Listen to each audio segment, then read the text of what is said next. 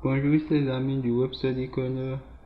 Nous sommes là aujourd'hui pour vous présenter les bases de Excel.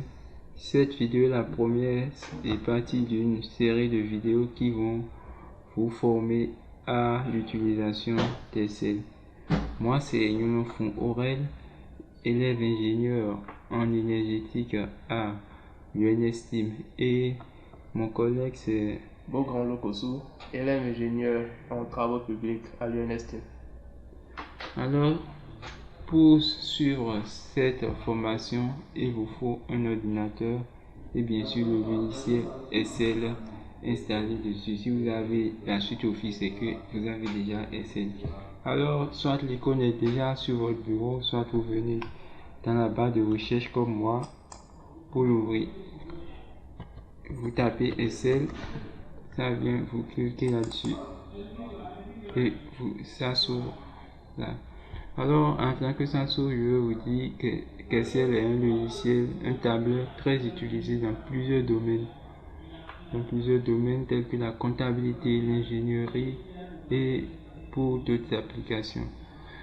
Ok, là on a la première page d'Excel. Là il nous propose de créer un nouveau classeur. Ici voici nos documents récents. Alors je clique sur nouveau classeur et là nous voyons une feuille. Vous voyez ici une feuille 1. On peut créer autant de feuilles que nous voulons en cliquant ici. Là vous voyez feuille 2, feuille 3. Donc c'est quoi un classeur? Un classeur, c'est un ensemble de feuilles. Un classeur contient des feuilles. On peut voir un classeur comme une boîte contenant des documents. Ces documents sont les feuilles. Là où se situe le nom d'une feuille est appelé onglet. Donc ici, on a un onglet, un autre onglet, un autre onglet encore. On peut personnaliser les onglets, puisque les noms que Excel donne aux onglets ne sont pas significatifs. Alors supposons que nous, dans notre projet, nous voulons gérer une classe. Par exemple, ici on peut mettre peut-être que c'est les notes des différentes matières d'une classe. Ici on va mettre par exemple physique ou bien maths. On nomme ça maths, on valide. Ici par exemple on va nommer PCT, ainsi de suite. Bon, maintenant on peut changer par exemple la couleur des onglets en faisant un clic droit sur l'onglet. On vient sur couleur d'onglet et on choisit la couleur qui nous correspond. Ici je vais prendre par exemple la couleur rouge. Je vais renommer aussi PCT. Je vais prendre par exemple la couleur bleu ciel. Voilà. Donc vous connaissez maintenant les onglets, les classeurs et les feuilles. Maintenant, dans une feuille, vous voyez qu'il y a plein de cases. Beaugrand va vous dire ce que représentent ces cases. Alors, au niveau des feuilles Excel, on a plein de cases comme vous le voyez. Et chaque case est appelée une cellule. C'est dans cette cellule que nous travaillons avec l'environnement Excel. Comme vous le voyez, les colonnes de chaque cellule sont représentées par des lettres et les lignes par des numéros. Donc par exemple, prenons cette cellule sur laquelle nous sommes. Elle est référencée par la lettre F et le numéro 11. Donc on l'appelle F11. Son nom c'est F11. Et le nom de la cellule se voit ici. Donc là on a la zone nom de la cellule. Vous pouvez cliquer ici pour changer le nom de la cellule. Supposons que la cellule, on parlait tout à l'heure de note. Supposons que la cellule s'appelle note. On met là note. Note 1 par exemple. Et on valide en appuyant sur entrée. Donc voilà, on vient de nommer notre cellule. On peut retrouver ici. On peut retrouver facilement la cellule grâce à son nom. En cliquant sur le petit bandeau déroulant qu'on a ici. Et en cliquant sur le nom de la cellule, voilà, ça nous ramène directement à la cellule. On peut également créer ce qu'on appelle une plage de cellules, qui n'est rien d'autre qu'un ensemble de cellules. En maintenant le clic gauche de notre souris sur la cellule et en défilant, vous voyez, ça s'appelle une plage de cellules. Et on peut également nommer une plage de cellules à notre convenance en faisant la même chose à ce niveau. Voilà, je peux nommer ça plage. Je fais valider. Voilà, on peut la retrouver également en cliquant là. Donc là, notre plage de cellules est nommée. Voilà, la plage de cellules, les plages de cellules peuvent être faites par un raccourci clavier. Il suffit de maintenir la touche Shift et les touches directionnelles. Voilà, bas, gauche, droit, en haut, comme vous voulez. Et là, vous créez des plages de cellules. Alors, comme je le disais, vous avez nommé votre cellule plage par exemple. Voilà, vous la retrouvez là. Donc, on peut également sélectionner des plages de cellules grâce à un raccourci clavier très simple. Il suffit de maintenir la touche Shift et les touches directionnelles. Voilà, à droite, en bas, à gauche. Et là, nous avons également sélectionné des plages de cellules. Et avec ces plages, on peut faire exactement les mêmes opérations que tout à l'heure. Donc, nous allons maintenant passer. Donc, pour sélectionner des plages de cellules, par exemple, on veut sélectionner toute une colonne, la colonne de E. Il suffit de cliquer sur E. Donc voilà, ça nous sélectionne toute cette colonne.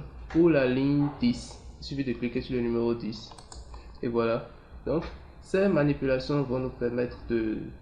Bon, ce sont des opérations simples qui vont nous faciliter la tâche dans l'avenir. Dans les vidéos à suivre, on va vous montrer des choses qui vont vous servir à ces petites manipulations. Donc, mon ami Fleury va maintenant passer aux opérateurs dans Excel. Alors, ici, nous gérons des notes. Maintenant, avant de commencer par parler des opérateurs, je vais essayer de mettre des informations comme si j'allais gérer quelques notes. Souvent que c'est des élèves, on met le nom, et là on va mettre prénom. Quand on finit d'écrire dans une cellule, on valide, soit on utilise les touches directionnelles pour passer à la cellule suivante. Là je mets nom, prénom, note par exemple. Voilà. Donc là on peut mettre le nom d'un étudiant, peut-être il s'appelle Afé, son prénom c'est Télé. Et puis maintenant le premier opérateur qu'on va voir, c'est l'opérateur égal. L'opérateur égal, c'est l'opérateur qui indique à Excel qu'on va lui donner un ordre. C'est quand on met, avant d'entrer toute fonction dans Excel, on commence par égal. Ici par exemple, on est en train de faire une simulation, donc on va demander à Excel de donner une note aléatoire A et B. Donc on met égal. Pour appeler une fonction d'Excel, il suffit de mettre le nom de la fonction. Excel fait des suggestions. On va commencer par taper aléatoire pour voir ce que Excel va nous proposer. Donc là, on voit que Excel nous propose deux fonctions. Cette fonction est intéressante puisqu'elle nous permet de générer un nombre aléatoire compris entre deux nombres. Donc on sait qu'une note va être comprise entre 0 et 20. Pour choisir cette fonction, on n'appuie pas sur Entrée, c'est plutôt sur Table. J'appuie sur Table et il sélectionne la fonction. Et maintenant, je mets mes valeurs. Mes valeurs, je mets par exemple 20. Bon, les notes varient de 0 à 20, donc je mets 0. Et maintenant, j'utilise un séparateur. Le point virgule, c'est ça le séparateur dans Excel. C'est ça qui permet de séparer des nombres. Donc, point virgule. 0 et 20, donc il va générer un nombre aléatoire entre 0 et 20. Je tape là, il a généré 5. Si je viens là et je clique sur ça, je mets encore entrée, il va changer le nombre qu'il a généré autant de fois que je reviendrai là, puisque c'est aléatoire. Alors bon, je vais parler de l'opérateur plus par exemple. L'opérateur plus, c'est quand on veut donner un ordre à Excel de faire une addition. Bon, je vais venir sur cette feuille qui est un brouillon. Je mets par exemple égal 5 plus 6. Il me donne le résultat automatiquement. Supposons que ici je mets 45 et là je mets 18 ou bien 16. Bon. Et maintenant, je veux que cette cellule contienne la somme des deux autres. Je mets égal d'abord. Après, je mets les références de cette cellule, c'est-à-dire A7. En cliquant simplement sur la cellule, après avoir mis égal, ça met le nom directement. Et je mets plus et je choisis A8 et là il va me faire la somme des nombres qui sont contenus dans cette cellule. On peut faire également la multiplication en faisant la même chose.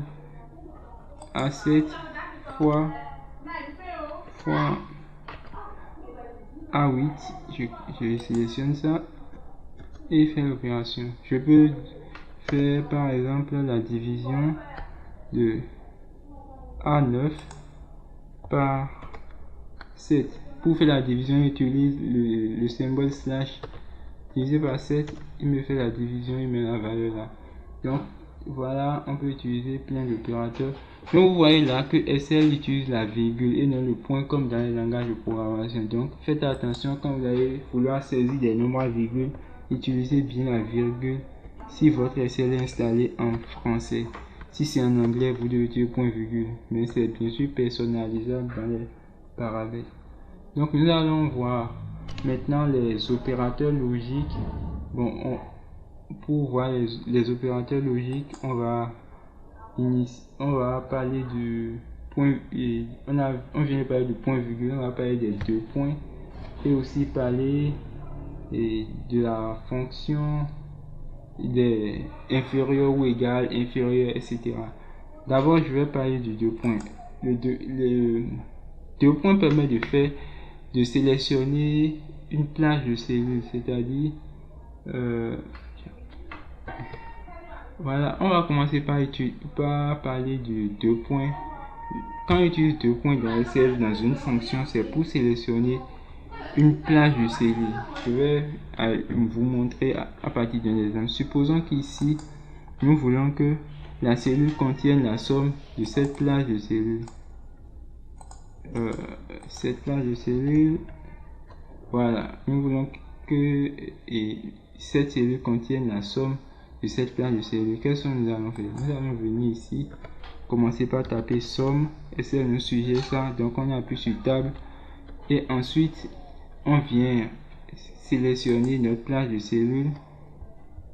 Voilà, j'ai sélectionné ma plage de cellules, je valide, et là SL m'a fait la somme.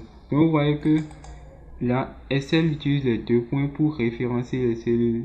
Il commence par la référence de la première cellule et termine par la référence de la dernière cellule. Si je prolonge ceci par exemple, là je suis là et je peux faire là, si c'était la somme des nombres qui sont ici, il va commencer par la référence de ceci et terminer par la référence de ceci. Il commence du premier au dernier.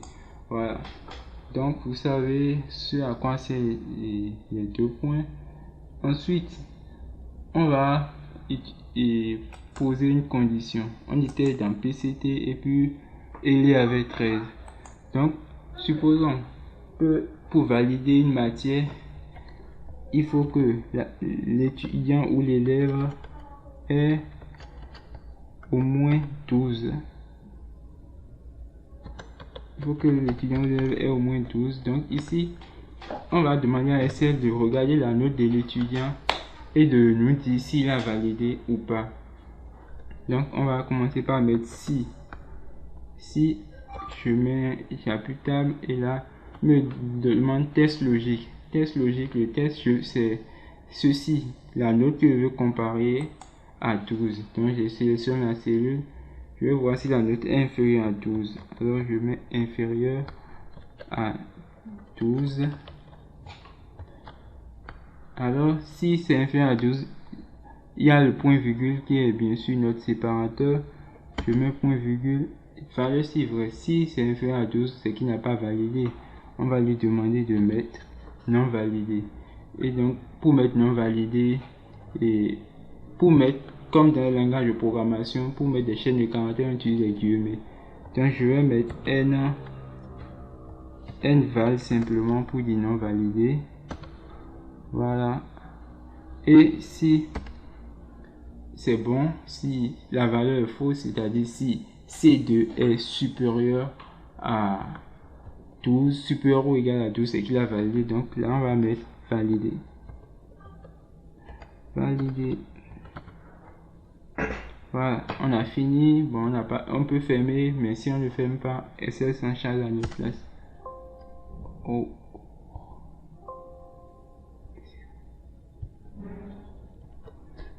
Donc là, nous avons eu une erreur tout à l'heure, mais on doit, c'est parce que je n'ai pas fermé valider. Maintenant, je valide, c'est bon. Donc, il a 13, donc il a validé. Si on peut revenir là, il va générer un autre nombre. Il a 12, il a validé. On revient à là, il a 6, il n'a pas validé. Donc voilà à peu près comment on peut utiliser la condition si on a déjà vu les guillemets. À part les on a utilisé inférieur, on peut utiliser également inférieur ou égal et autres. Maintenant, la seule différence avec les symboles mathématiques qu'on utilise, c'est pour mettre inférieur et la différence. Pour faire la différence,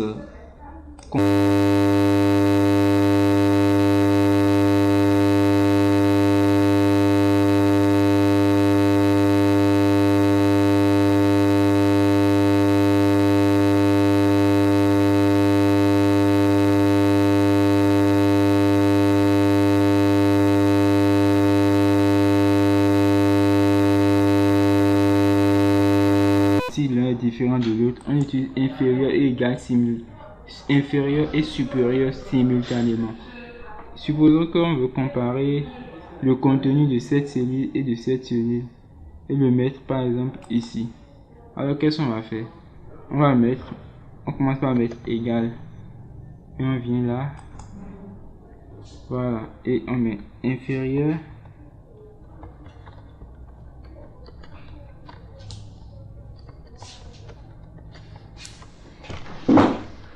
voilà, inférieur et on met supérieur.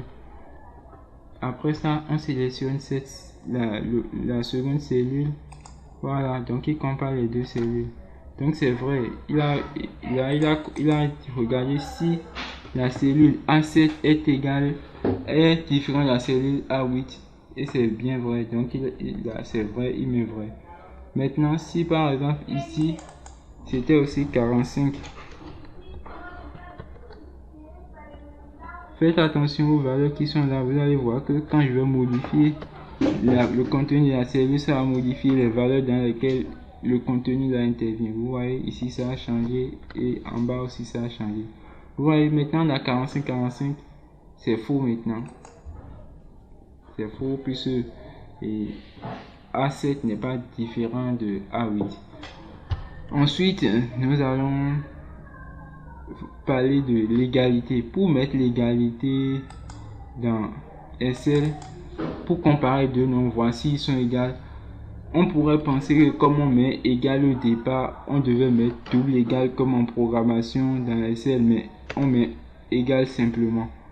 Et ça comprend très bien. Vous voyez, les deux cellules sont égales. S'ils étaient différents, ça allait mettre faux. Bon, voilà tout pour les opérateurs. Vous connaissez, vous pouvez essayer de faire toutes les manipulations que vous voulez. Maintenant, Beaugrand va nous faire la mise en forme. Ok, nous allons maintenant passer à la mise en forme dans Excel. La mise en forme de nos cellules Excel. Passons à l'onglet PCT où on avait fait quelques opérations tout à l'heure. Voilà, et supposons qu'on veut y mettre en forme les cellules prénom, nom, prénom, note, AP, LE et 11. Donc, si on prend la cellule nom par exemple, on fait un clic droit au niveau de la cellule, on vient au niveau de l'option format de cellule, on clique dessus. On a une fenêtre qui apparaît et qui nous présente différentes options pour modifier le format de chacune de nos cellules. Donc, prenons par exemple le format police. Voilà, nous choisissons la police qui nous convient. Je choisis par exemple cette police. Je choisis de la mettre en gras. Je choisis la taille 20 par exemple. Je fais OK. On constate que notre cellule change directement de police et se met en gras. Et la taille de la police est également modifiée. On peut également changer la couleur de la cellule, toujours dans le format de cellule, le remplissage. Voilà, je clique sur une couleur de jaune par exemple, je fais OK. Donc notre cellule se colore en jaune. On peut faire également la même opération pour toutes les autres cellules. On peut changer la couleur pour essayer de retrouver facilement chaque cellule. Donc je mets ici du vert pour cette cellule. Et je change peut-être la police. Bon, je change également la taille de la police. Je mets 18. Je fais OK. Voilà. Je vais faire la même chose pour la cellule note également. Il y a plein d'options pour vous amuser à voir les différents formats. Dans l'onglet alignement, vous pouvez modifier l'alignement du test. Voilà, vous cliquez sur cette partie-là et vous changez l'alignement. Voilà. Donc, il y a énormément de choses que vous pouvez faire. Vous pouvez vous amuser à modifier les cellules comme vous le voulez dans Excel. C'est pratique pour se retrouver facilement. Voilà. Voilà, et c'est tout pour cette première vidéo. Bon, il y a un petit bonus pour vous. Par exemple, une des choses qui rend Excel intelligent, imaginez si on doit répéter les opérations qu'on a fait sur cette ligne pour chaque ligne, ce serait fastidieux. Mais Excel nous permet de faire des choses assez intéressantes. Imaginez, on doit bien sûr saisir tous les noms des élèves, leurs prénoms et saisir leurs notes. Mais ici, on a généré aléatoirement. Donc, on peut demander à Excel de nous générer des notes aléatoirement pour 20 étudiants. Donc, de la ligne 2 à la ligne 21, ça fera 20. Donc, il suffit d'amener le curseur dans ce coin, dans le coin inférieur droit de la cellule, de faire un clic gauche, de maintenir le clic et de tirer jusqu'à la cellule où nous voulons. Et là, ça répète la même opération partout. Quand on clique ici maintenant, on voit qu'il y a l'instruction qu'on a saisie ici, c'est ça qui se répète là, qui se répète partout. De même, on peut lui dire on peut également copier cette cellule et l'opération qu'on a effectuée dans cette cellule dans toutes les autres cellules en faisant la même chose. Clic gauche sur le coin inférieur droit de la cellule et on tire jusqu'à la fin, et là il nous dit si il a validé ou pas. Vous voyez que si on vient ici maintenant, vous allez voir que on avait pris en compte la cellule C2 pour mettre notre formule, mais Excel prend en compte